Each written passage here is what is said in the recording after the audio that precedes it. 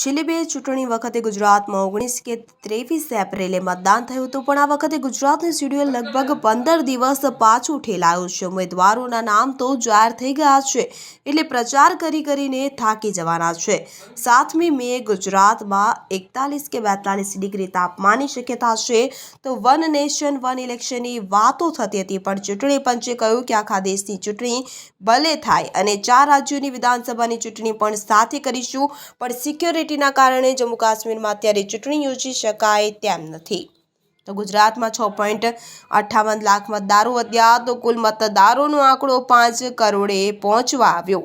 ગુજરાતમાં 2019ની લોકસભાની ચૂંટણીની સામે આ વખતે 2024ની ચૂંટણીમાં 6,58,000 મતદારો વધ્યા છે। તો ગુજરાતના આંકડા જોઈએ તો કુલ મતદારો 4,96,22,162 છે। તેમાંથી પુરુષ મતદારો 2,55,43,670 અને મહિલા મતદારો 2,40,76,974 છે। તો 1,518 ટ્રાન્સજેન્ડર છે।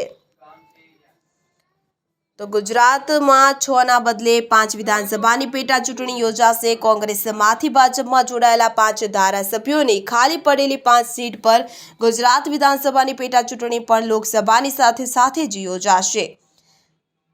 ગુજરાતની પોરબંદર, માણાવદર, વિજાપુર, ખંભાત અને વાઘોડિયા વિધાનસભા બેઠકો પર પેટા ચૂંટણી યોજાશે। તો કોર્ટ મેટર ચાલતી હોવાને કારણે વિસાવદર બેઠક પર પેટા ચૂંટણી જાહેર નથી કરાઈ। આ બેઠક પર વર્ષ 2022ની ચૂંટણીમાં આપના ભૂપત ભાયાણી જીત્યા હતા। ભૂપત ભાયાણીના ફોર્મમાં ક્ષતિ હોવાની ફરિયાદ સાથે ગુજરાત હાઈકોર્ટમાં પિટિશન કરાઈ હતી, જે અંગે કેસ ચાલી રહ્યો છે, એટલે અહીં ચૂંટણી ડિક્લેર થઈ નથી। Phase 3 would be from 12th of April and date of poll will be 7th of May। इसमें भी टोटल 12 स्टेट्स उस समय में जा रही होंगी और इस फेज में 3 नए राज्य में चुनाव शुरू होगा। इसका मैप कुछ इस तरह से दिखाई देगा। राजस्थान हम कवर कर चुके होंगे, तमिलनाडु कवर कर चुके होंगे, केरला कवर कर चुके होंगे, गुजरात इसमें कवर कर लेंगे, नॉर्थ ईस्ट पूरा कवर कर चुके होंगे और हम नए राज्यों को मिला के 3 इसमें नए राज्य भी जुड़ेंगे।